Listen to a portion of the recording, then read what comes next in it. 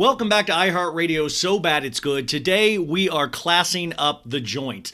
Now, I do a lot of reality television and pop culture, but there is a show that lives within all of our hearts. Now, I grew up watching this show and how it worked in Kansas, and it still does in Arizona. I'm with my parents right now, is you have an hour block. You have Wheel of Fortune, which is for the dummies like me. And then you class it up and you go to Jeopardy. And Jeopardy has been a part of my family since I was growing up. Now, we just watched it with my dad the other day. I got all the pop culture questions right. I got everything else wrong. And we were both happy because my dad got all of them right. I told him we were having our next guest on, and he knew who he was immediately. Our guest, though, this is very important. He is hosting a new podcast called This is Jeopardy, which will premiere this week, April 26th. And this is going to take listeners behind the scenes down a thought-provoking, quizzical, emotional, cheeky, and reflective journey of Jeopardy's 60 incredible years on air. Now, who better to host this than a winner of Jeopardy? This man had a 9-game winning streak on Jeopardy in 2016. He was one of the youngest hosts to ever host Jeopardy, the Tournament of Champions. And I just cannot wait to talk to this guy. Buzzy Cohen, welcome to the show. Hey, thank you. That was a big intro to live up to, but I love it. Listen, I could keep going. I mean, I was looking into you wrote a book with Audible, and you were talking about, I love your whole theory, or your whole about training for things, training smarter for things. Can you explain to the people what I mean by that? Sure. Yeah. I mean, it came out of my experience of appearing on the show the first time. You know, I, like you, watched this show for my whole life. It's my favorite show on TV.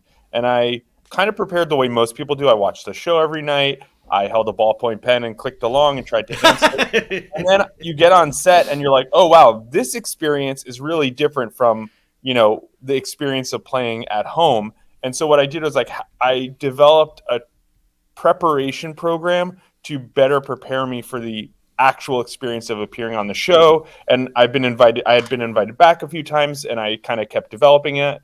And then I started training for a deadlift competition. And basically the idea is that a lot of people know they need to get ready for something, but they don't know how. So I kind of created this methodology to apply to things like, interviews and public speaking and all kinds of stuff to help people do better at that. So that was what that Audible book was about. Which, by the way, we're going to go back to deadlifting a little bit later, but I got to talk about the Jeopardy experience itself, because this is historical, and you are now hosting this new podcast, This is Jeopardy. How would you describe I described the podcast, but how would you describe it as a fan and somebody that has been on the show? Yeah, so what's great about this show is that if you have someone in your life who's like, I don't get the whole Jeopardy thing, why is it such a phenomenon? That's really the impetus for this podcast. It's like, how did this show that's been canceled a few times, that is on... Wait, has it really been canceled a few times? Yes. Why did they cancel? Was it for low rating? Well, how did they cancel this? You got to listen to the podcast. But the Alex Trebek version is like the third version of Jeopardy that came on air. The first couple had Art Fleming, a different host. It was on NBC. And then through this, Merv Griffin, who created it, just absolutely loved Jeopardy. It was like his favorite thing that he had made. And as we know, he's a legend. He had made a ton of stuff. And so he always was like, I want to get Jeopardy back on the air. And so the version with Alex that aired in 1984 was not the first version. And there was like a ton of backlash to people that loved Art Fleming and loved the old version. So really, of course, we think of it as such an institution now, right? Yeah. Like Jeopardy is this thing, and it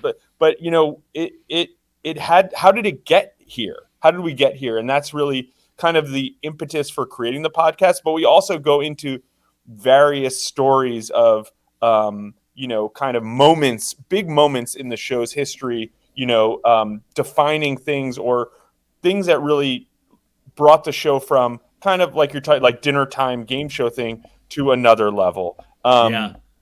And what's also great is that for someone like me, who is already a huge fan, who knows a ton about the history of the show, I'm learning so much in making this, because that's what I wanted to know. Are you shocked every time you go to record this or research this? Is it just shocking? it's like, I mean, every time I'm like, oh my God, I had no idea that there was that connection or this connection or that this is why this happened. And the other amazing thing is that like there has been a lot written about Jeopardy. You know, Claire McNear has an amazing book, Yeah. Answers in the Form of Questions, that I definitely recommend. But what's cool about this podcast is you're hearing the voices of the people who were in those moments. So producers and contestants and, you know, all kinds of people who were there making it. And so it's like, it takes it to another level when you hear, you know, like Alex's makeup person talking about what he was like offset, you know? I remember when Alex shaved his mustache. What a Yes, exactly. Exactly. And so, you know, it's great. I think there's like kind of three people who are going to love this. There are people like me who are just diehard Jeopardy people. There are Yeah. people like you who are just like love media and like pop culture and like how is this thing like, you know, anytime somebody wants to appear smart, they go blah blah blah for 500 or you know what is. Yeah. Like, how Can did I that get that in happen? a form of a question, Buzzy? Yeah. Exactly. You know, like that is so a part of our culture. And it's like, it didn't happen overnight. And how do we get here? And then I think also just people who are interested in these sort of how things get made and how, you know, I listened to other podcasts in preparing for this. And, you know, there are these other, you know, how does something like this get onto air and what's that process? What's the behind the scenes and how has that developed over time? I think is also really, really interesting. No, I totally agree. I mean, there's an author I love, James Andrew Miller, who does a lot of, you know, he did the SNL book, he did the ESPN Mhm. book, and I'm not a sports guy, but I love those books of Yeah, how they build something. There was a great yeah, book on HBO. I mean, just, I love how things are built. So I think this really appeals to such a wide range of people. But yeah, at its core, like you said, I think we love Jeopardy. It's an institution and there's a humanity behind it, which I think any good pop culture story, it involves humanity at its yeah. core. I do want to talk about for a second, and I'm sure you have a whole episode about this. What a credit to Alex Trebek that when he was leaving the show, this became like a war for late night, like a David Letterman versus Jay. Like people were, I mean, you were considered as a host. This, I mean, everybody wanted this job. Do you guys cover that at in an episode? I cannot speak to that. I don't want to get too far ahead in our slate. But I will say is like what I think that showed people more than anything, including the people who make the show, is how important the show is in people's lives. You It know, it is. was about the host, it was about Alex, and I think the thing that I kind of learned is Alex is irreplaceable. So like the idea of replacing him, but also how strong of a format this show is because you put, you know, 10, 15 different hosts in there. And yeah, it was, you know, some people did better than others. Some felt more natural. Some of it was like a little clunky, but it was still Jeopardy, you know, Yeah. whereas, you know, with other shows, you change the host and you're like, oh, that's not really that show that I've loved and been watching. And so I think it really speaks to, that, I mean, gave me a real insight into like what it is about this show that keeps people coming back. Yeah. You spoke to getting on the set being a very different thing. And Yeah. I imagine, you know, playing at home like we all do to actually being on that set, looking at Mr. Trebek, looking at the lights. I mean, tell me, what is that? What's the deal with the buzzer? I mean, Sure. We how do. trigger happy is this? Like, We actually do an entire episode where we go into good. the buzzer. And this is like another interesting historical thing where the way the buzzer worked changed in the first season because Alex was the host, but he was also the producer. And he said, you know, this whole like people buzzing in whenever they want, it's really chaotic. It's hard for people at home to know what's going on. It's hard for me as the host to focus on reading clues when I'm also trying to look. And so the rule is that the buzzer is only activated when the host finishes reading the question. Okay. Cause I am always like, are you just hitting it the And so whole time, even while he asks? if you buzz in early, you actually get locked out for a quarter of a second. And so that's why you see people like jam. You'll see everyone jamming on this, and it's not working. And that's because they've all, for whatever reason, they all got locked out. And what's really interesting, and I go into this a little bit in my book, and we go into it a lot on this podcast, is that it's actually activated by a person. His nickname is the Enabler because he enables this steering device. But he sits there and he's watching the host, and he's got the, you know, the questions in front of him, so he knows what's going to get read, and he flips it on. And so it's a really interesting thing. He's there for the rehearsals, so everybody gets, Man. you know, gets used to him. But it's this very sort of scientific and then also very human thing that's going on. The journey of Jeopardy I find very interesting. Could you speak to your journey in what was the audition process like? Sure. I mean, you always loved this show. How did you get on the show? How do people get on the show? Yeah. So it's changed over the years. You know, it used to be like you'd have to go somewhere and take a test and they would come around, or oh, sorry about that. Oh, good. Let me, you would go 10, somewhere, 15? Yeah. you would go somewhere and take a test. It used to be you have to go somewhere and take a test, or you'd send a postcard in, right? And then get invited for a test. When I took the test, there was an online test. So you could take it from home. It was on your computer, but it was everyone in the country was taking it at the same time. So there were like 3 nights in a row with 3 different times to accommodate different time zones.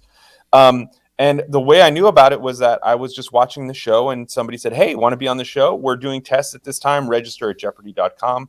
The sort of funny, I mean, you might find this an interesting pop culture thing, is that I started watching Jeopardy again. I was an early cord cutter, and I started watching Jeopardy again because my wife and I we're hosting an Oscars party, and the ABC app crashed. And so I ran out to Target and bought an antenna. And so all of a sudden I had an antenna and I could watch Jeopardy again. So I started watching again and I saw this ad. So I signed up. Was your wife like, "This is a mess. He's now addicted to Jeopardy again"? Yeah. Yes, basically.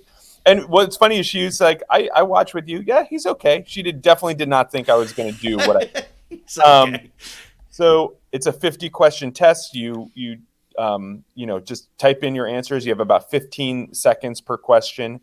Now you can take that test anytime. It's not a special time. You can decide, all right, today I'm taking the Jeopardy test, and they've figured it out so the questions get randomized and all that. Okay, I was like, they changed the test, right? There's not like the same 50 there's a questions. huge pool of questions. They have an algorithm to make sure that everyone's getting a different test. After that, you just wait. You don't know your score.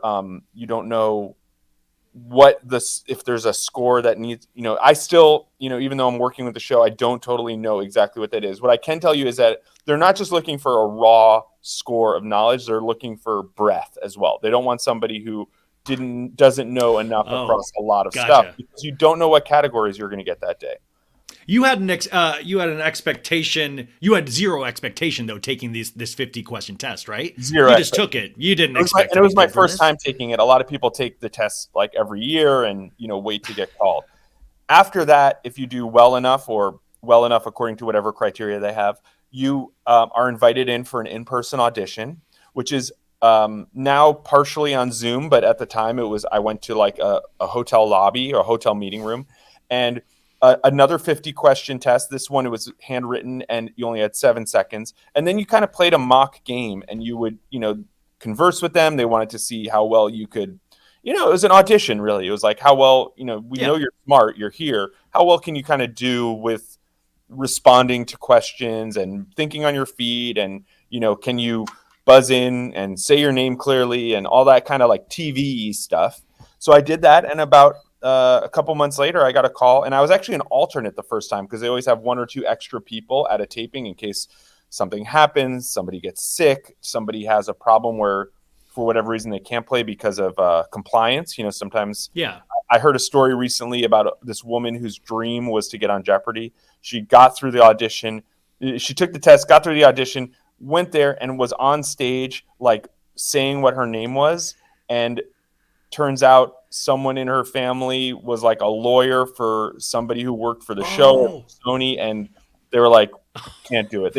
One thing about the show that is, I think, so important is like the integrity, and they're like, we don't want to do anything that even has a whiff of impropriety or that favoritism, or they're really, really serious. Even when I guest hosted, I wanted to have the material a day before we were going to tape. And literally, they won't email it to you. Like somebody brought it to my house and handed me the question. So it's really, this show's not joking around. So yeah, and then after I was an alternate, I got called in, and I was, I got to appear on the show, and I won and kept going. But I mean, a 9-game winning streak. When you start on that streak, and people, I know when people do, people start buzzing about you, Buzzy. I mean, people start talking about you. Yeah. What did that play with your mind at all? I mean, did that put the pressure on each time you went for a new game? Well, the thing to remember is that Jeopardy tapes 5 shows in a day. So Oh, you gee. it's basically a Monday through Friday each tape day. So and I taped my shows, so it was 2 consecutive days. They were actually split up. They aired tournaments in between, but it's happening so fast that unless you go on like one of these phenomenal streaks like we've been having in the last couple of seasons, it doesn't really like hit you that this is something. You just kind of keep going and trying to keep up with your adrenaline and replenish. It's really exhausting, thinking and literally thinking on your feet for that long. And it also tapes like 6 to 8 weeks before airing. So Yeah. I had no idea that I knew that there would be some reaction, but I didn't know that it would be the kind of reaction that I had. And there was really nothing I could do at that point to change anything Yeah. about what I had already done. It was kind of too late. You just had to keep quiet about the whole thing. Exactly. Yeah. Exactly. Yeah. I was watching Survivor the other week, and they were talking about training going into this Survivor. I mean, they had built these things in their backyard. They were Yeah. practicing. Can you speak to it? I'm sure the show mentions this as well, which, by the way, I want to remind everybody, once again, the podcast is called This is Jeopardy! Premiering April 26th. You subscribe in your podcast feed. That's going to show up every time there is a new episode. And while you're at it, hit 5 stars on Apple Podcasts and Spotify. This is going to be a juggernaut of a show already, but let's help it get there on its way. Yeah. But I was thinking about training for this. How do you train? How do, contestants train? I guess speaking from your own knowledge, how did Yeah. you train for this? So there are a couple things. One, everyone's like, how do you learn everything? You have to remember that you don't have to learn everything because Jeopardy doesn't ask about everything, right? There's sort of the sweet spot is things that everyone sort of knows or kind of knows or knew at one point. It's really like high school, maybe freshman year of college level material. It's stuff we all learned, but we didn't hold on to. And the idea is that you want it to be fun to play along at home. So if it's some really obscure thing that nobody's ever heard of, they're never going to ask that because no one on the stage is going to know, and everyone at home is going to be like, what? Whereas Jeopardy tends to ask things where it's like, if they're asking for who wrote Moon for the Misbegotten. Sorry. If they're going to say like, I want to make sure I have the title right. If they're going to ask who was King Lear's, is that okay if I just start this? Yeah, of course. I'll got this right. Yeah. So if they're going to ask, who is King Lear's daughter or one of King Lear's daughter, it's Cordelia or, Regan or one of these daughters. Everyone has read King Lear or heard these names, whereas they're not going to go into some deep, obscure, minor character in a Shakespeare play that isn't as well known. So the idea is that they wanted to ring a bell where even if you didn't know, you're like, oh yeah, I've heard of that, right? I've heard of that. I should have known that. And that's kind of really narrows down the material that you have to study. So there's the whole studying aspect. There's working on your buzzer timing where there are all kinds of resources. There are online apps. There's stuff like that. The other thing that I really worked on was the amount of pressure that you're under being on stage is very hard to replicate when you're relaxed at home. And so what I would do is I had my flashcards of that material that I, alluded to where they Your poor wife just doing flashcards with you. Wow. Well, I made it somehow worse where I would flashcards, take them to the gym, and then I would give them to one of the trainers at the gym, and I would like hang from a chin-up bar and have them quiz me on like, world capitals or Super Bowl winners and stuff like that. Because when you're in that like physically stressed state, you can't even spell your name, like holding a plank or whatever. Yeah.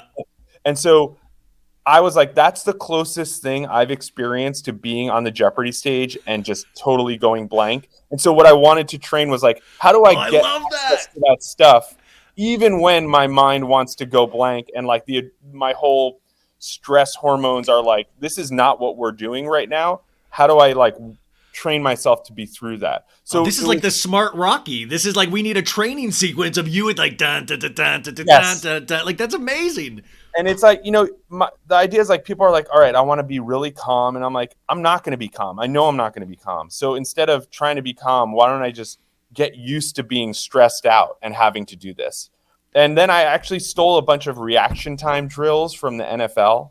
So like, that's a similar thing where if you go too early, right? If you go too early in the NFL, it's a false start. Penalty. If you go too late, you're too late. And so it's kind of the closest thing to the Jeopardy buzzer, where if you go too early, you get penalized. If you go too late, you're too late. And so I found a bunch of the drills that those guys do to work on their reaction time, and I use them as well to kind of work on all that. Now, the actual experience, though, did you feel that training obviously was adequate? I mean, was it an out of body experience? Was once you got to the second game, you're like, I'm in the flow now? Well, this was all when I came back for the Tournament of Champions and then Oh, for All Stars, because my first time I was like I was lucky, I was like riding a high, and then I basically realized like I'm way out of my depth. I got to get better, and I won the Tournament of Champions, and I credit that win and how well I did to that training. So yeah. So you, by trade, you are a music supervisor, Yeah, correct? yeah, And did that job help inform your knowledge? I mean, are you just, I mean, already is like music just your forte? Like that's something you don't even yeah. ever have to study? I have never really had to study music. I studied, classical music when I was in college. I work with pop music now. I would actually say that it's not necessarily in my best category because, if an average person has to come up with, a new wave band or whatever, there's like three or four that come to the top of your head. And I've got like 40 that are trying to, it's something that people sometimes talk about in the trivia world, which is called the burden of knowledge, where when you know too much stuff, it's harder to come up with that. Whereas like, if you ask me, I'm not a big sports person. So if you ask me to name like quarterbacks, I could probably name like 10 quarterbacks. And if, we narrow it down a little bit, I'll probably come up with the answer because they're probably looking for one of the obvious ones. They're not looking for some deep cut quarterback. And so in a way, sometimes not going so deep and kind of just having a more general knowledge of something can help you on the show. How you had thought and planned for your life, how did this completely change it? I mean, now you did the show and now you're doing this podcast, which is about to start. I mean, did this really set you on a different path, or has it been like, well, everything's pretty the same, but I get to do these amazing side projects? I know you were in, I think, The Chase, the ABC reality Yeah. show. Like, you've been able to do these really cool side projects. How do you view how this show changed your life? I mean, it really opened up a lot of opportunities. I definitely did not think I was going to be an on camera kind of person, or on audio kind of person in my life. And I have a lot of fun doing it. I like that I can do both. As I kind of alluded to, I'm like somebody who likes to have hobbies. I like to try new things all the time, especially things that I don't have experience with. And so having a day where, I'm doing music supervision for a couple hours, going in to record a podcast, and then going to do something else, and then coming back and working again. It's like it makes everything better because I'm just more engaged and more enriched. And but it's definitely, I think I always would have had some other stuff going on. I used to enjoy like flipping classic cars before I got on Jeopardy. Like I always had Yeah, something you else always had going on, like, something. kind of for fun. But this is certainly one of the more fun things. And what's great about, as I alluded to, game shows like The Chase or Jeopardy, it's like it films a lot of shows in a very tight time, and so it's really easy for me to kind of do both. And I like not having to choose. I mean, I think I want to be a person who can do a lot of things and get a lot It done. seems like you are a person that does a lot of things. You also are completely recognizable. Do you get recognized a lot still? Because this has a deep fan base that I would imagine you do, especially in Los Angeles. Well, it's interesting. We're coming out of 3 years where I was always wearing Very, a mask out in very public. true. Very true. Yeah. So I did not get recognized as much then, obviously. I get recognized once in a while. It's really fun. I mean, one thing that is great about this show, and it's probably different from the other stuff that you are generally covering, is that if people recognize you from being on Jeopardy, it's generally a great thing. It's like you are a Yeah. smart person. Exactly. You Yes. know, it's like as opposed to most other reality or Yeah, you're not a pop. real housewife. You didn't flip a table on I didn't flip a somebody. You table. have I didn't knowledge. like pee my pants. I didn't, get too Give it drunk at time. the rose Give it time. ceremony. Yeah, exactly. So it's like it's there are a few things still I would say still left in our culture where it's like having that kind of being in everyone's house and being recognized is just a purely positive thing. And it's really great to be a part of one of those things. Now, as we start winding down, I want to talk a little bit more about the show Yeah. in terms of what can we expect from these episodes. I Yeah. know you don't want to give too much away, but what can the listeners expect out of this? So every episode is kind of a different thing. We're trying to focus on major aspects, touch points, inflection points in the history of the show. It's really about how did we get from there to here? How did we get from basically the quiz show crisis of the 50s, the quiz show scandals, that was covered in the movie Quiz Show. Quiz Show, yeah. How do we get from there to Merv and his wife really coming up with this format that was just another one of dozens of game shows? I mean, game shows were the bread and butter of these networks, to Jeopardy being so hallowed that people feel like whoever is hosting it needs to be this representative of something so important.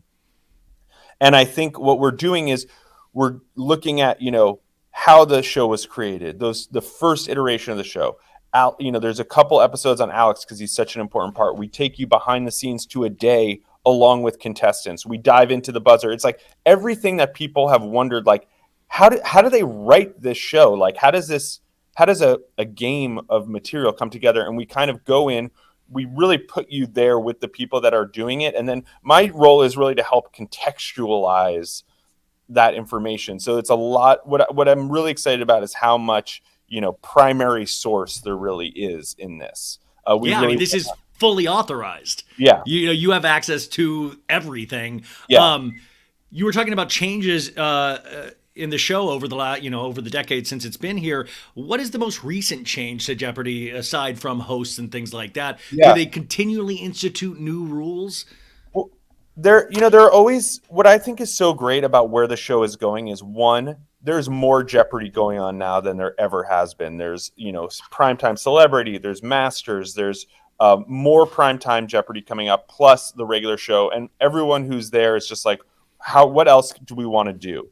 So I think what that has created is opportunities to try little things that like don't break what makes Jeopardy great, but it's like, hey, what if we tried this? So, they're talking about, do we make it so that the viewers can see the category along with the clue on the screen? Is there a way that maybe there's a second screen experience where you're seeing data on who's buzzing in, what the scores are doing? Because there's live data on who's trying to buzz in and when they're getting in and correct and incorrect. There's all kinds of stuff like that.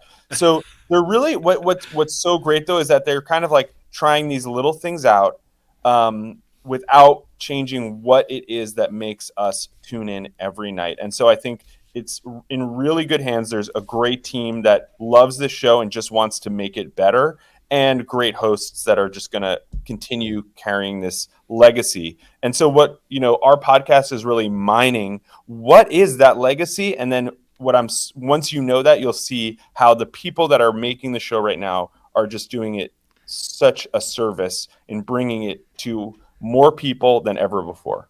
Which is that human level, which is what we want to really see. I want a commentary track of you just like, he did a very smart move here. He did the daily double. I would love commentary track. I would love the whole thing. There is another podcast called Inside Jeopardy that is already out. And me and one of the, some of the producers were on that every week. And we go back through the previous week's games. And it's kind of like a recap of what's going on in the world of Jeopardy, as well as that kind of like, hey, this daily double may have seemed like a bad wager, but it's actually very savvy, and here's why. So that's amazing. If that's your thing, then we've got that for you as well.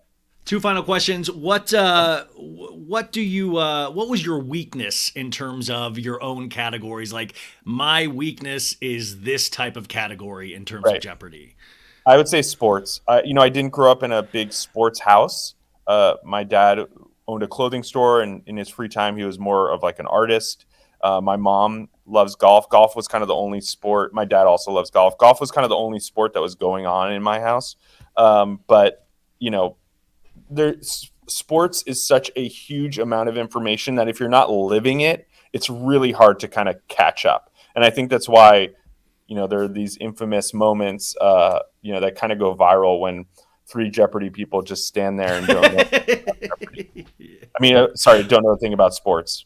Yeah, exactly. And then finally, what are you loving about the podcasting itself. I mean, I think this is such a unique form that has just started in the Yeah. last 15 years. So what do you like about it? I mean, what's great about this podcast is that we are really, I mean, I have a great team that I'm working with at Sony Music that it's like, I feel like I'm in a movie with the like reporters team and we're going out and we're researching and it's so well resourced. But then I also have opportunities because of my unique experience. It's like there's a handful of people that have, been fans of the show, been contestants and gotten to host that can bring that to bear. And so it's fun that I get to kind of both present something that is a very formal sort of presentation of information, but do it as myself. And I think that is a really unique thing to podcasting, right? Like if you're a reporter for, some sort of news outlet, it's like there's a formality to that, right? And what's great about this is it's like, because it's a little more informal, I get to kind of share parts of myself and I think really connect with fans of the show in a different way than I would if I was, doing a 5-part CNN, series on it. Well, I mean, you are the perfect host for this. You guys, once again, the podcast is called This is Jeopardy! April 26th. You will be able to listen to the first episode right after you hear this. Go listen to it right now. I'm so excited to listen to this. I am subscribing. I will be listening, and I am so excited to have you here today. Thank you for making my dad proud of me finally. Yes. I was like, wow. He was like, you're doing something with your life. But Buzzy Cohen, I hope I'll get to talk to you down the line somewhere else. Absolutely. Because wait, real quick. What's your favorite? What are you watching on TV right now? And what's your favorite music right now? In terms of pop culture. I am watching Star Trek Picard. Oh yeah, my buddy Todd Stashwick's one of the captains on it. Yeah. Yes. So I'm watching that, and in terms of music, I have 2 young daughters, and so all I'm allowed to listen to. I mean, my day job, I'm like doing a whole thing, but it's Taylor Swift all day long in my car, so. Well, it's good. They have good taste. Buzzy Cohen, This is Jeopardy! April 26th. And thank you so much for being here, dude. I appreciate it. Thank you. Anytime.